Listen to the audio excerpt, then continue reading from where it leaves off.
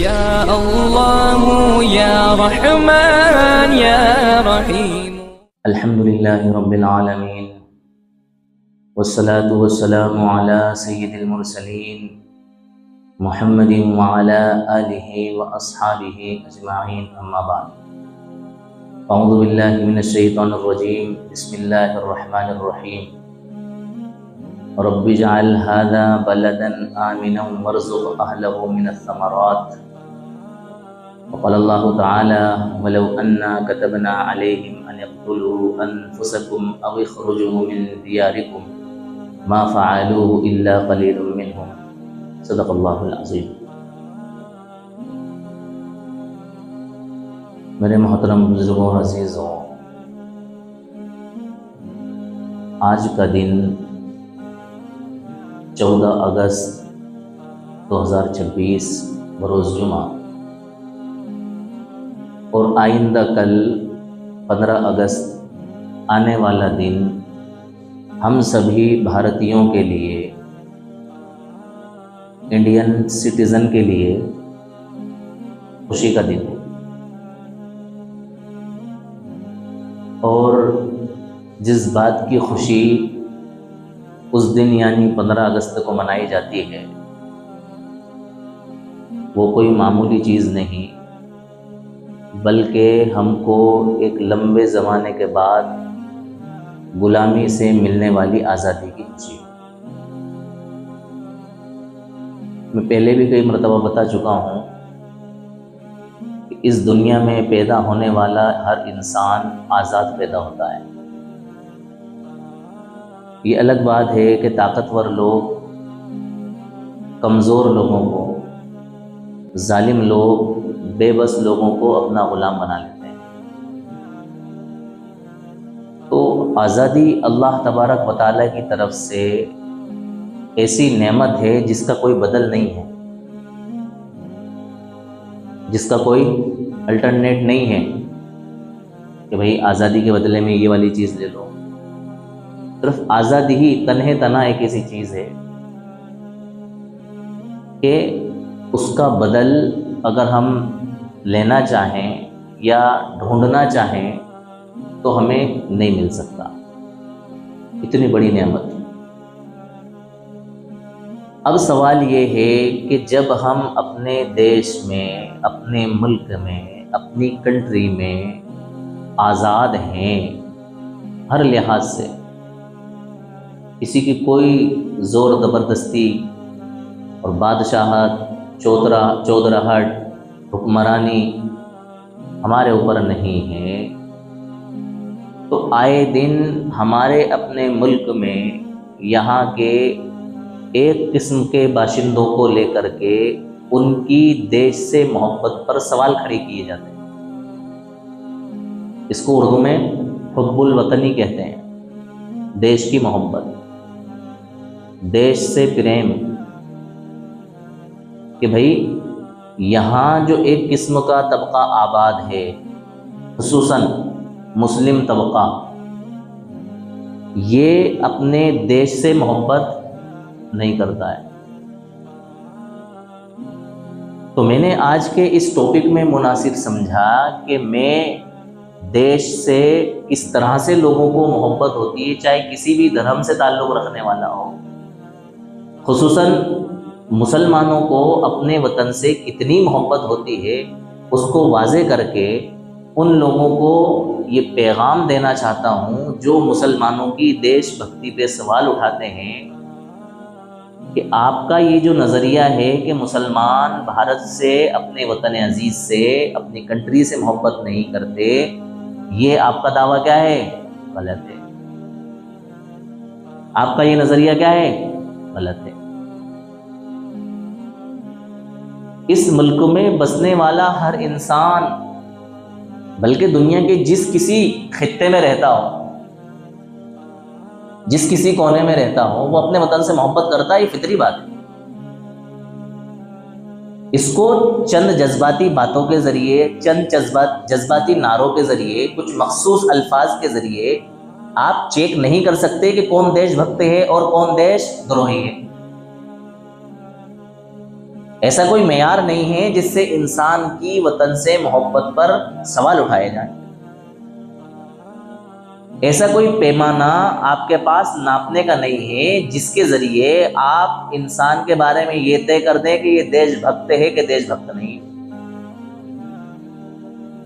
ایسی کوئی مشین نہیں ہے جس مشین کے ذریعے آپ چیک اپ کر لیں کہ کون اپنے دیش سے محبت کرتا ہے اور کون اپنے دیش سے محبت نہیں کرتا ہے.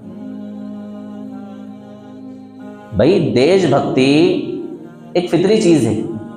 جانوروں کو بھی اپنے وطن سے محبت ہوتی ہے، پرندوں کو بھی اپنے وطن سے محبت ہوتی ہے، چرندوں کو بھی اپنے وطن سے محبت ہوتی ہے. چہ جائے کہ انسان کو اپنے وطن سے محبت نہ ہو، ایسا کیسے ہو سکتا ہے؟ الا ماشاء اللہ. چند ایک لوگوں کی چند حرکتوں کی وجہ سے، چند غلطیوں کی وجہ سے، اگرچہ وہ غلطیاں بہت بڑی ہیں، ہو سکتا ہے انہوں نے وہ غلطیاں اپنے ذاتی مفاد کے لیے کی ہوں. تمام لوگوں کی دیش بھکتی پر سوال نہیں اٹھایا جا سکتا، تمام لوگوں کو مشکوک نظروں سے نہیں دیکھا جا سکتا.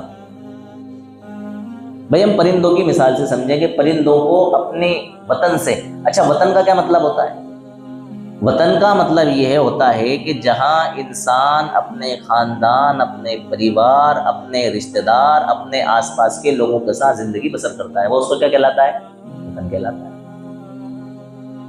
یہ وطن سے محبت کوئی جغرافیائی حدود اور میپ کے ذریعے متعین کیے گئے نقشے سے تعلق رکھنا، میپ سے متعین کیے گئے نقشے سے اس بات کا تعلق نہیں ہے کہ آپ اتنے خطے سے محبت کریں گے تو آپ وطن سے محبت کرنے والے ہوں.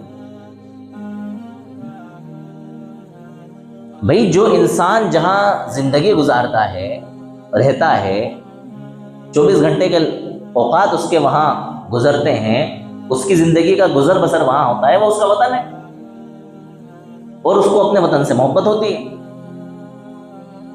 پرندوں کو بھی اپنے وطن سے محبت ہوتی ہے. بعض مرتبہ ایک جگہ کے کبوتروں کو دوسری جگہ پکڑ کے لایا جاتا ہے، ان کبوتروں کا دل نہیں لگتا، ان کبوتروں کا دل نہیں لگتا. میں سمجھانے کے لیے مثال دے رہا ہوں آپ کو. پرندوں کی بات آئی، کیوں بھیا؟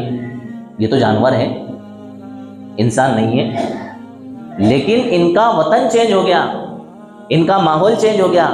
جن پرندوں کے ساتھ ان کا گزر بسر تھا، ان کا جو پریوار تھا، ان کے جو ماں باپ تھے، ان کے جو بہن بھائی تھے، ان کے جو رشتہ دار تھے، اپنے اپنے انداز میں سب اپنے اپنے پریوار، خاندان، رشتہ دار سے محبت کرتے ہیں.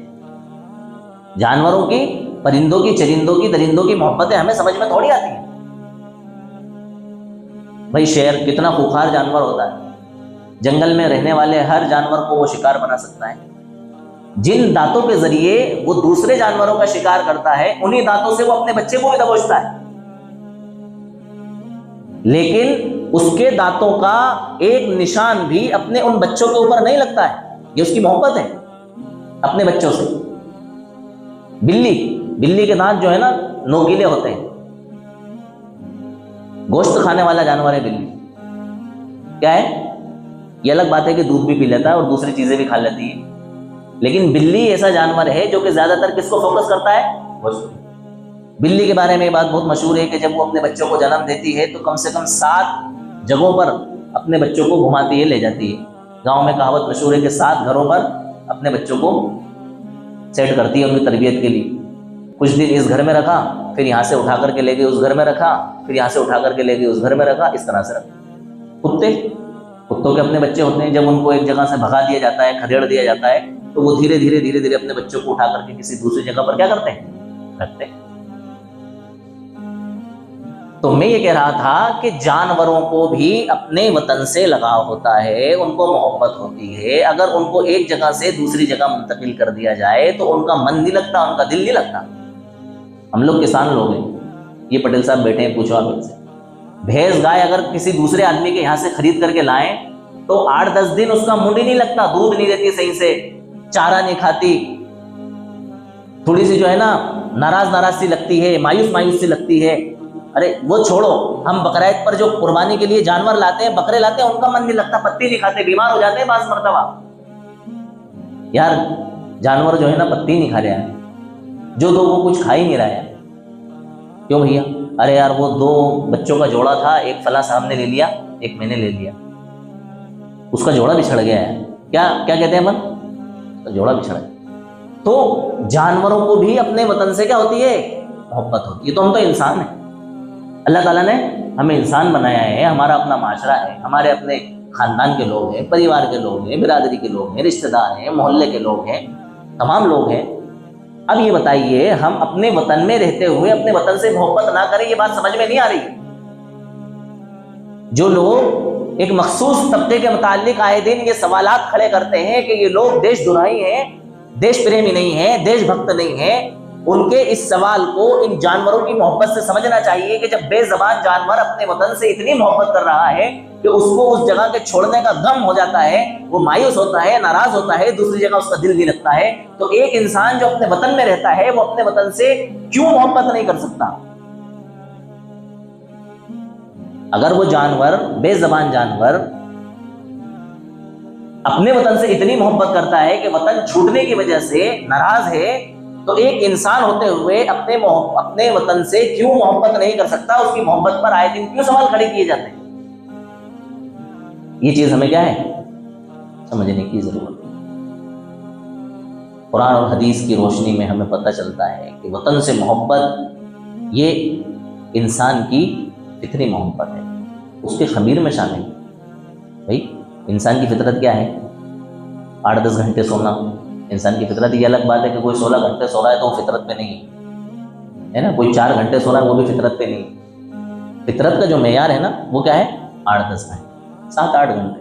وقت کے ساتھ ساتھ انسان کی نیند کم ہوتی ہے. چھوٹے بچے ہوتے ہیں کتنا سوتے ہیں, پھر تھوڑے بچے ہوتے ہیں کم ہوتے ہیں, پھر ان کے جو ہے نا رات اور دن کا لیول برابر ہو جاتا ہے. جیسے جیسے انسان کی عمر بڑھتی جاتی ہے نیند کا معیار بھی کم ہو جاتا ہے. لیکن فطرت جو ہے نا انسان کی وہ کیا ہے, 8-10 گھنٹے سونا. یہ فطرت ہے, اس سے کوئی بھی چھٹکارا نہیں حاصل کر سکتا. کوئی یہ دعویٰ کر ہی نہیں سکتا کہ میں سوتا ہی نہیں ہوں, میری نیند ہی نہیں لگتی, کہ میری آنکھ ہی نہیں لگتی ہے. کوئی یہ دعویٰ کر ہی نہیں سکتا, کیونکہ یہ فطرت ہے. اس انسان اس کام کو کرنے کے لیے کیا ہے, مجبور. کھانا انسان کی فطرت ہے, پینا انسان کی فطرت ہے, اور بشری ضرورت پورا کرنا کیا ہے, انسان کی فطرت. تو فطرت ایک ایسی چیز ہے جو انسان کی زندگی کا جز ہے اور حصہ ہے. انسان اس سے جدا نہیں ہو سکتا اور وہ انسان سے جدا نہیں ہو سکتی. تو ایسے ہی وطن سے محبت یہ انسان کی فطرت کا حصہ ہے. وطن انسان سے جدا نہیں ہو سکتا اور وطن سے انسان جدا نہیں ہو سکتا. یہ وطن کی محبت انسان سے جدا نہیں ہو سکتی. یہ ایک دوسرے کے لیے لازم اور ملزوم ہے. اللہ تعالیٰ نے قرآن کریم کے اندر فرمایا وَلَوْ أَنَّا كَتَبْنَا عَلَيْهِمْ أَنِ اقْتُلُوا أَنفُسَكُمْ أَوْ اخْرُجُوا مِنْ دِيَارِكُمْ مَا فَعَلُوهُ إِلَّا قَلِيلٌ مِنْهُمْ. سورہ نساء کی آیت ہے, غالباً آیت نمبر 66 ہے. اس آیت میں اللہ تعالیٰ کہہ رہے ہیں کہ اگر ہم ان پر فرض کر دیتے, کیا فرض کر دیتے کہ اپنے آپ کو قتل کرو, جیسے ہم نے بنی اسرائیل کو بچڑی کی پرستش کرنے پر حکم دیا تھا کہ تم اپنے آپ کو قتل کرو, ایک دوسرے کو قتل کرو, تو بنی اسرائیل نے بھی اس کام کو انجام نہیں دیا. ابھی خرجوا من دیارکم, یا ہم ان کے اوپر فرض کر دیتے کہ اپنے وطن سے نکل جاؤ, جس طرح سے ہم نے بنی اسرائیل سے کہا تھا کہ آپ مصر سے کیا ہو جاؤ, نکل جاؤ. تو اللہ تعالیٰ فرمائے ما فعلوه الا قلیل منهم, کہ اس عمل کو بہت تھوڑے لوگ کرتے ہیں. فرضیت سب کے لیے ہوتی, جیسے نماز تمام لوگوں کو فرض, تمام لوگوں پر فرض ہے, کوئی نہیں چھوڑ سکتا. تو فرضیت مطلب تمام لوگوں کے لیے یہ حکم, لیکن انسان کو اپنے آپ سے اور اپنے وطن سے اتنی محبت ہوتی ہے کہ اس محبت کا تقاضا ان کے اس حکم پر غالب آتا جو ہم ان کو دیتے, یہ اپنے وطن چھوڑنے پر راضی نہیں ہوتے.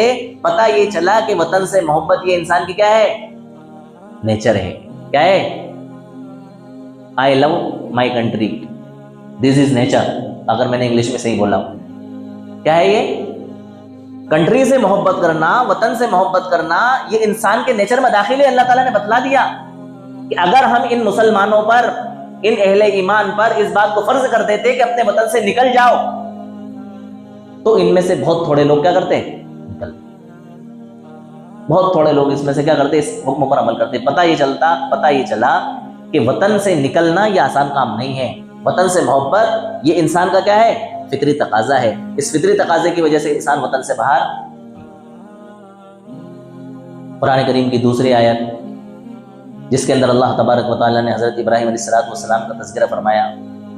حضرت ابراہیم علیہ السلام جب حضرت حاجرہ علیہ السلام اور اپنے بیٹے حضرت اسماعیل علیہ السلام کو مکہ کی اس وادی میں اور پہاڑوں کے بیچ ان کو چھوڑ کر کے آئے تو ایک دعا دی, رب اجعل ھذا بلدا آمنا, اللہ اس شہر کو میرے رب امن کا شہر بنا دیجیے. رب اجعل ھذا بلدا آمنا وارزق اہلہ من الثمرات, اور آپ پھلوں کے ذریعے ان کو رزق پہنچائیے. یعنی جب وہ وطن بنا ان کے بیوی بچوں کا, حضرت ابراہیم علیہ السلام کا, تو آپ اس وطن سے محبت میں یہ دعا کر رہے ہیں کہ اللہ ہمارے شہر کو کیا بنائیے, امن کا شہر بنائیے, شر سے اس کی حفاظت فرمائیے, جھگڑے سے حفاظت فرمائیے, فساد سے حفاظت فرمائیے, یہاں کیا ہو, امن قائم ہو, اس لیے کہ یہ کیا ہے, ہمارا وطن ہے, اور ہمیں رزق کی فراوانی ہو پھلوں کے ذریعے اور دوسری ضرورت چیزوں کے ذریعے, جن جن چیزوں کے ذریعے ہمیں رزق پہنچ سکتا ہے, ہمارے رزق کا کیا کر دیجئے, بندوبست کر دیجئے.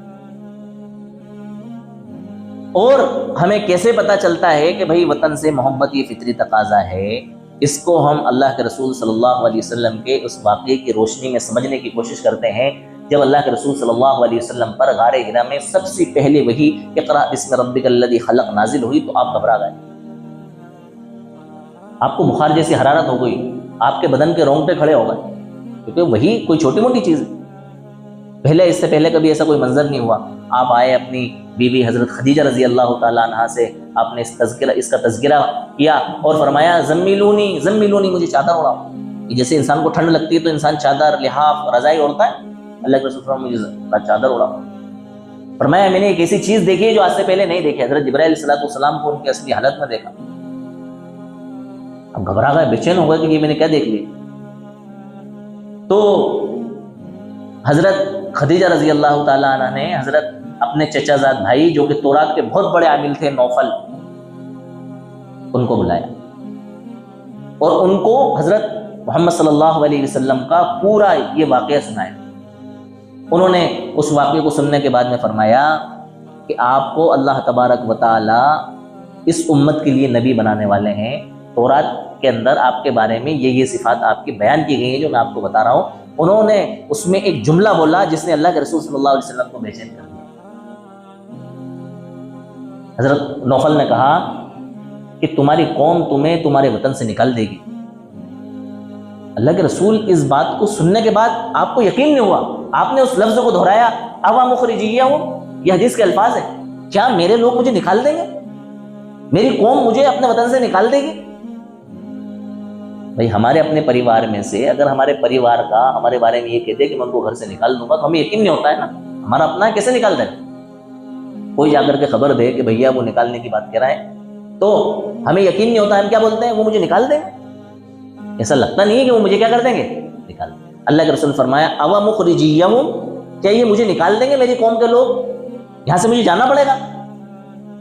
یہ وطن سے محبت درشاتی ہے کہ میرا اپنا وطن, میرا اپنا خاندان, میرا اپنا پریوار, میں اپنے لوگوں میں ہوں اور اپنے ہی لوگ مجھے نکال دیں گے. یہ بات سمجھ میں نہیں آ رہی. لیکن آپ کی یہ پیشن گوئی جو آپ نے بتائی تھی حرف بحرف صادق ہوئی. اللہ تبارک و تعالیٰ نے صحابہ کو اور اللہ کے رسول صلی اللہ علیہ وسلم کو ہجرت کرنے کا حکم دیا مدینہ منورہ کی طرف. جب آپ ہجرت کے لیے نکلے تو اللہ کے رسول صلی اللہ علیہ وسلم بار بار مڑ کر کے کعبۃ اللہ کو دیکھ رہے ہیں, اور اللہ کے رسول نے ایک تاریخی جملہ بولا کہ خدا کی قسم اللہ تعالیٰ کی ساری زمین میں سے اس مکہ کی سرزمین سے زیادہ پسندیدہ مجھے کوئی زمین نہیں. اگر میری قوم مجھے یہاں سے نہ نکالتی تو میں کبھی بھی نہ نکلتا.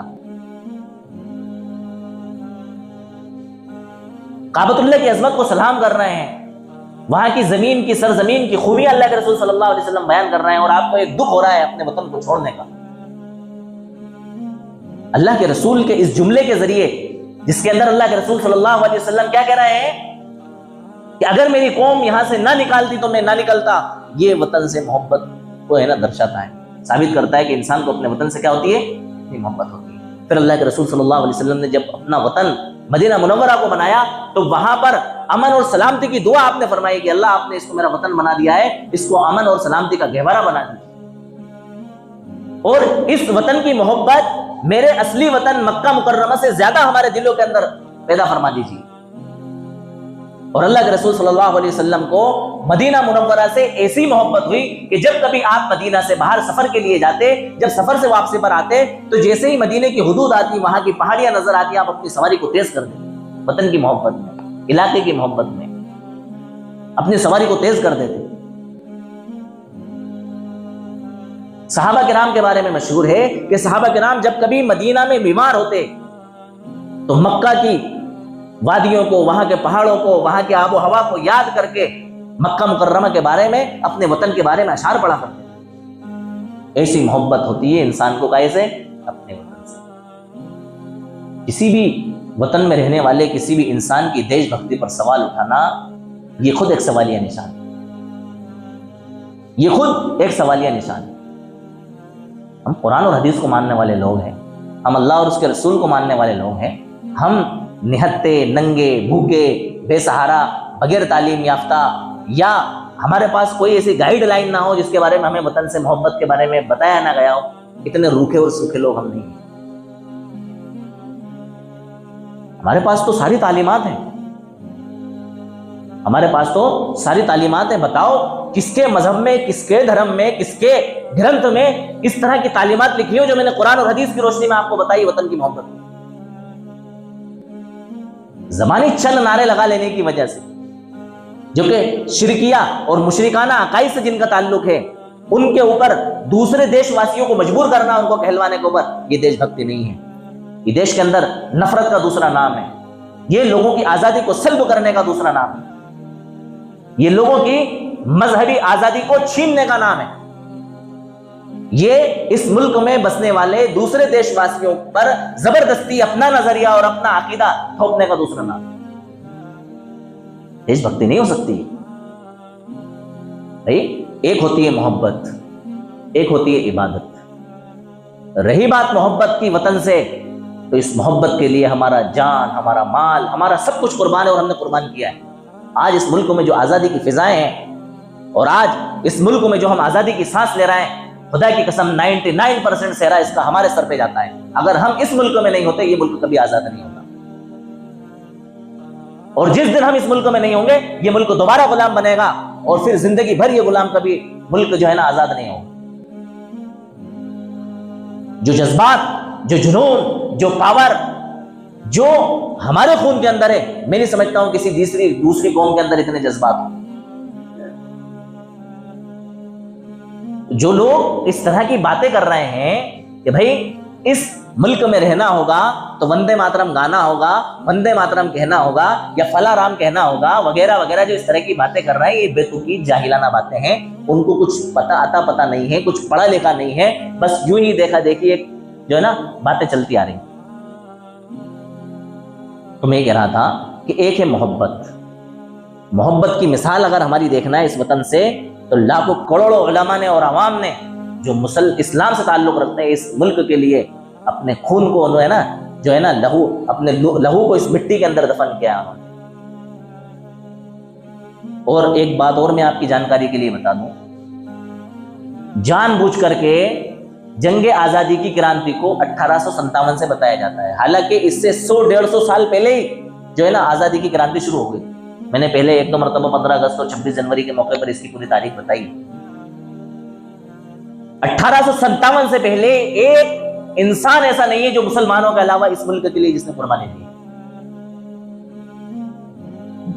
جو 1601 سے جو کرانتی شروع ہوئی ہے، اس کرانتی میں ایک بھی مسلمانوں کے علاوہ ایسا انسان آپ کو نہیں ملے گا جس نے اس ملک کی آزادی کے لیے اپنا کوئی رول ادا کیا ہو، یا اپنی جان اور مال کی اس نے کیا دی ہو، قربانی پیش کی۔ 1857 کے بعد تو بہت کچھ ملک کے اندر تبدیلی آ چکی تھی، بہت کچھ انگریز اس ملک کے اندر پریشان ہو چکے تھے۔ اس کے بعد ہمارے دوسرے برادران وطن آئے، اس سے انکار نہیں ہے، ان کی قربانی سر آنکھوں پر ہے، ان کا احترام، ان کی عزت سر آنکھوں پر ہے، لیکن جو اس طرح کی باتیں کرتے ہیں وہ باتیں ہمیں کسی طرح سے ہضم ہونے والی نہیں ہے۔ تو میں یہ کہہ رہا تھا، ایک ہے محبت، وطن سے محبت۔ وہ وطن سے محبت کیا ہے، اس کے لیے آپ یہ پیمانہ طے مت کرو کہ ہم اس طرح کا شرکیہ جملہ بولیں گے، کفریہ جملہ بولیں گے تو ہم اس وطن سے محبت کرنے والے دیش بھکت کہلائیں گے، اگر نہیں بولیں گے تو دیش بھکت نہیں کہلائیں گے۔ یہ آپ کا اپنا معیار ہے، ہمارا اپنا معیار نہیں ہے۔ دیش سے محبت کو دیکھنا ہے تو ہماری قربانیوں کو دیکھو، اور آئندہ بھی ہماری قربانیوں کو دیکھنا، جہاں کہیں اس ملک کو لہو کی ضرورت پڑے گی سب سے پہلے گردن ہماری ہی کٹے گی۔ ایک ہے عبادت، عبادت تو ہم اللہ تعالیٰ کے علاوہ کسی کی نہیں کرتے، عبادت میں ہم سمجھوتا نہیں کر سکتے۔ محبت کے لیے جو کچھ آپ کو چاہیے اس وطن کی خاطر سب کچھ پیش کرنے کو تیار، لیکن عبادت میں کسی اور کو ہم شریک کر دیں، خدا کی قسم یہ نہیں ہو سکتا۔ پھر ہم میں اور تم میں فرق ہی کیا رہ جاتا ہے؟ اللہ اور اس کے رسول کے بعد سب سے زیادہ کسی کی اطاعت کرنے کا حکم ہے اور ان کے سامنے زبان نہ کھولنے کا حکم ہے تو وہ ہمارے ماں باپ۔ ہم اپنی جس ماں سے ہم پیدا ہوئے ہیں، جس ماں نے ہمیں جنم دیا ہے، اس کو ہم سجدہ نہیں کرتے، اس کی ہم مدنہ نہیں کرتے، اس کی ہم عبادت نہیں کرتے۔ اللہ کے رسول صلی اللہ علیہ وسلم نے فرمایا لوگ تعظیم میں اللہ کے رسول کے سامنے جھکتے تھے، آپ نے فرمایا نہیں، اگر تعظیم میں کسی کے سامنے جھکنا اور سجدہ کرنا جائز ہوتا تو میں عورتوں کو حکم دیتا کہ وہ اپنے شوہروں کو سجدہ کرے، لیکن اللہ کے علاوہ اسلام میں کسی کو سجدہ کرنے کی اجازت نہیں ہے، لہٰذا میں منع کرتا ہوں کہ اللہ کے علاوہ کسی اور کو سجدہ نہیں کر سکتے۔ تو بھیا ہماری دیش بھکتی پر سوال نہ اٹھائیں، ہم آزاد ہیں، مذہب کے لحاظ سے، ذات اور برادری کے لحاظ سے، وطن کے لحاظ سے، کھان پین کے لحاظ سے، ہر اعتبار سے ہم مکمل آزاد ہیں، اور اس ملک کا آئین اور اس کا دستور ہمیں ہر لحاظ سے مکمل آزادی دیتا ہے۔ اس ملک کی جو دفعات ہمیں آزادی کا حق دیتی ہے مذہبی لحاظ سے، ان دفعات میں توڑ مڑوڑ کر کے زبردستی دوسری دفعات قانون کی شکل میں لا کر کے اور بنا کر کے ہم پر تھوپنے کی کوشش نہ کریں۔ کیوں نہیں ہم آپ کے اس ترانے کو گا سکتے، گنگنا سکتے، پڑھ سکتے؟ وہ باتیں جن کی وجہ سے یہ سیدھا ہمارے عقیدے پر اور مذہب پر اٹیک کرتا ہے، ان باتوں کو میں آپ کے سامنے ہو بہو پیش کرنا چاہتا ہوں اور سمجھانا چاہتا ہوں تاکہ کسی وجہ سے ہمیں کوئی کنفیوژن نہ رہے۔ بھئی یہ جو وندے ماترم کا جو گیت ہے، یہ جو ترانہ ہے، یہ بنگلہ زبان میں اس کو تیار کیا گیا ہے۔ اس میں کچھ الفاظ سنسکرت کے بھی ہیں، کچھ الفاظ اس کے اندر سنسکرت کے بھی ہیں۔ بیکر چندر بٹر جی نے اس کو اپنے ناول کے اندر 1882 کے اندر اس کو شامل کیا، اور 1950 کے اندر اس کے دو شروع کے جو ہے نا صرف دو لائنیں اس کی جو ہے نا راشٹری گیت کے طور پر استعمال کی جانے لگی، لیکن ابھی چند دنوں پہلے ہماری حکومت نے سارا کا سارا یہ جو ترانہ ہے نا، اس کو قومی ترانہ بنا کر کے سارے لوگوں پر زبردستی نافذ کیا ہے کہ اس کو گانا ہوگا، اس کو پڑھنا ہوگا، اس کا احترام کرنا ہوگا، اگر اس کی توہین کی گئی تو آپ کے اوپر قانونی کیا ہوگی؟ کارروائی ہوگی۔ بھیا ہم اس ترانے کو نہیں گا سکتے، اس کو ہم نہیں پڑھ سکتے، آپ پڑھیں، آپ کو مبارک ہو، ہمیں کوئی اعتراض نہیں ہے، کوئی تکلیف نہیں ہے، یہ آپ کے عین نظریے، آپ کے عقیدے کے مطابق ہے۔ یہ سارا کا سارا ترانہ ہمارے نظریے اور ہمارے عقیدے کے خلاف ہے۔ اس کے الفاظ جو ہے نا سنسکرت میں اور بنگلہ زبان میں جو ہے اس کا جو ٹرانسلیٹ ہوتا ہے، وہ ٹرانسلیٹ میں آپ کو بتانا چاہتا ہوں کہ ہم اس ترانے کو کیوں نہیں گا سکتے، کیوں نہیں پڑھ سکتے۔ اب آپ دیکھتے جائیں، ایک ایک لفظ پر غور کرتے جائیں کہ اس ترانے کے اندر کیا کیا باتیں کہی گئی ہیں۔ سب سے پہلا جو اس کا شلوک ہے، سب سے پہلی جو اس کی لائنیں ہیں، اس کا ترجمہ ہوتا ہے میں تیرا بندہ ہوں اے میری ماں۔ بھئی ہم کس کے بندے ہیں؟ اللہ تعالیٰ کے۔ انہوں نے جس کو بندہ کہا ہے، جس کا بندہ کہا ہے، وہ دھرتی زمین، ہم زمین کے بندے نہیں ہیں۔ ہم اپنی ماں جس نے ہمیں جنم دیا اس کے بندے نہیں ہیں، اس کے بیٹے ہیں۔ میں تیرا بندہ ہوں اے میری ماں، میرے اچھے پان، اچھے پھلوں، بھینی بھینی خوشبو، جنوبی ہواؤں، شاداب کھیتیوں والی میری ماں۔ دوسری لائن جس کا ترجمہ ہوتا ہے حسین چاندنی سے روشن، شگفتہ پھولوں والی، گنجان درختوں والی، میٹھے پھلوں، میٹھی زبان والی، سکھ دینے والی، برکت دینے والی۔ تیسری لائن جو ہے 30 کروڑ کی پرجوش آوازیں، جس وقت یہ ترانہ لکھا جا رہا تھا اس وقت آبادی ہمارے ملکوں کی کتنی تھی؟ 30 کروڑ۔ آگے فرمایا 60 کروڑ بازوؤں میں تلواروں کو اٹھائے ہوئے۔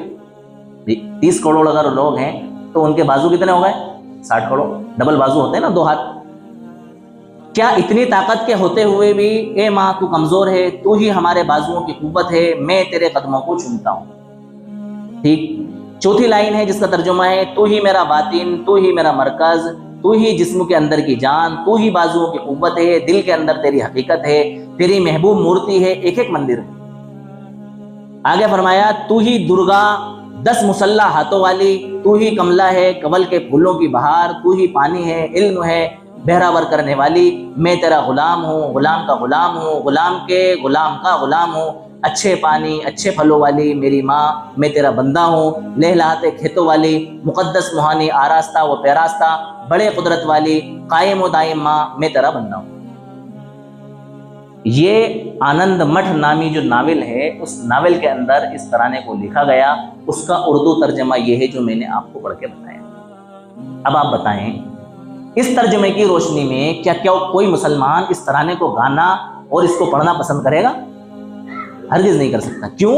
کیونکہ یہ سیدھا سیدھا سا اس کے اندر دیویوں کا، درگا کا، اور اس کے بعد میں جو وہ ایک اور 10 جس کے ہاتھ ہیں ادب کے ساتھ میں، ان کی وہ جو دیوی ہیں، ان کا، ان تمام چیزوں کا تذکرہ کیا گیا ہے جو کہ ان کو یہ اپنے معبود کے طور پر اور اپنے خالق اور مالک کے طور پر اور اپنا سب کچھ ماننے کے طور پر ان کو کیا کرتے ہیں؟ پوجتے ہیں۔ بھائی ہم اللہ کے علاوہ کسی اور کو نہیں پوجتے، ہم اللہ کے علاوہ کسی اور کی جو ہے نا وندنا نہیں کرتے، ہم اللہ کے علاوہ کسی اور کی عبادت نہیں کر سکتے۔ آپ کا اپنا نظریہ ہے، آپ کا اپنا عقیدہ ہے، آپ کو مبارک، ہمیں کوئی تکلیف نہیں ہے، ہمیں کوئی تکلیف نہیں ہے۔ اور اگر ہمیں تکلیف بھی ہے تو ہم تکلیف کے ہوتے ہوئے آپ کا کچھ نہیں کر سکتے، کچھ نہیں کر سکتے، ہمارے پاس کچھ نہیں۔ لیکن ہمیں مجبور نہ کریں آپ اس ترانے کو گانے پر، اس ترانے کو پڑھنے پر۔ اور اگر ہم اپنے عقیدے کے لحاظ سے اس ترانے کو نہیں پڑھتے ہیں، نہیں گاتے ہیں، تو آپ ہماری دیش بھکتی پر سوال کھڑے نہ کریں۔ اس ترانے کو گانے کی وجہ سے دیش بھکتی ثابت نہیں ہوتی ہے، یا اس ترانے کو گانے کی وجہ سے کوئی انسان دیش پریمی نہیں کہلاتا ہے۔ ہو سکتا ہے کوئی آدمی اس گانے کو گا کر کے دیش ورودی کام کر دے، ہو سکتا ہے کوئی اس ترانے کو گنگنانے کے بعد میں دیش کو نقصان پہنچانے کا کوئی کام کر دے۔ تو چند ایک الفاظ کے ذریعے آپ دیش بھکتی کو متعین اور مقرر نہیں کر سکتے۔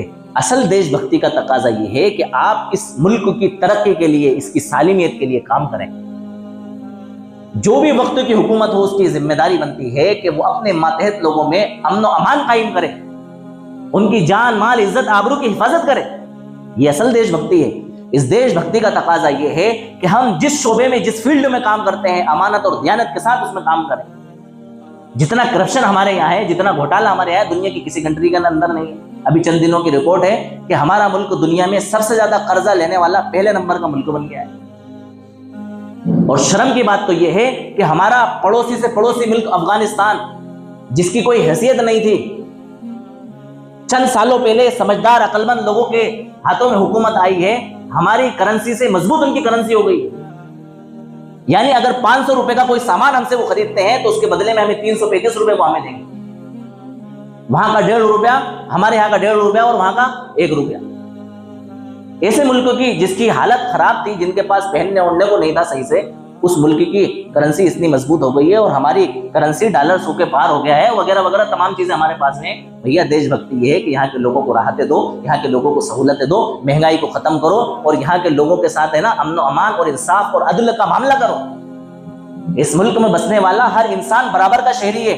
یہاں ہم لوگ کرایہ دار نہیں ہیں، یہاں کے ہم حصے دار ہیں، برابر کی ہماری حصے داری ہے۔ اور یہ جو جملے بولتے ہو نا آپ کے، آپ کو بٹوارے کے طور پر ہم نے ایک دوسرا حصہ اور پاکستان کی شکل میں دے دیا، خدا کی قسم ہمارے اسلاف اس کے منہ میں نہیں تھے، یہ تمہاری اپنی سیاست تھی جس کی وجہ سے یہ بٹوارا ہوا ہے۔ اگر آپ یہ چاہتے ہو کہ اس ملک کو واپس بھارت کے اندر شامل اور داخل کیا جائے، تو سب سے پہلے ہم اس بات میں شامل ہونے کے لیے آپ کے ساتھ کندھے سے کندھا ملا کر کے کھڑے ہیں۔ اکھنڈ بھارت کی اگر بات ہے تو ہم اس کو اکھنڈ بھارت میں شامل کرنے کے لیے آپ کے ساتھ جیسی قربانی آپ مانگتے ہو، ہم شامل اور داخل ہونے کے لیے تیار ہیں۔ تو اللہ تبارک و تعالی ہمارے ان دیش واسیوں کو صحیح سمجھ اور عقل عطا فرمائے، اور ہمارے تمام بھارتی لوگوں میں آپس میں پیار اور محبت پیدا فرمائے، اور ہم تمام لوگوں کو تا قیامت آزادی کے ساتھ جینے کی توفیق نصیب فرمائے۔ وآخر دعوانا الحمدللہ رب العالمین۔